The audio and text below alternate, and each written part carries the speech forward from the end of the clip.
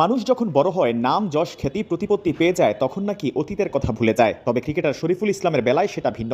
বাংলাদেশ জাতীয় দলের এই পেসার সবসময় তার নিজ এলাকা পঞ্চগড়কে নিয়ে ভাবেন। এবার নিজ এলাকার জন্য একটি হাসপাতালের দাবি জানিয়েছেন শরীফুল। ফেসবুকে তিনি লিখেছেন, আসসালামু আলাইকুম। আমি যখন ছোট ছিলাম পঞ্চগড়ের এই মাটিতে বড় হতে হতে অনেক সুন্দর মুহূর্তের সাথে এমন কিছু কঠিন সময়ও দেখেছি যা আজও আমাকে ব্যথিত করে।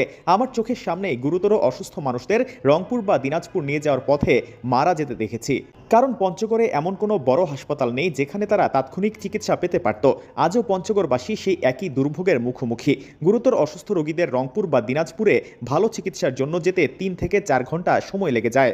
অনেক সময় এই দীর্ঘ যাত্রাপথ রোগীদের জন্য হয়ে ওঠে মৃত্যুর কারণ। এই পরিস্থিতি থেকে মুক্তির জন্য পঞ্চগড়ে একটি 1000 শয্যা বিশিষ্ট আধুনিক হাসপাতাল স্থাপন অত্যন্ত জরুরি। এটি শুধু রোগীদের জীবন বাঁচাবে না, বরং পঞ্চগড়ের মানুষের স্বাস্থ্যসেবার মানে বৈপ্লবিক পরিবর্তন আনবে। শরীফুলের এমন আশার বাস্তবায়ন হবে কিনা তা হয়তো সময়ই বলবে।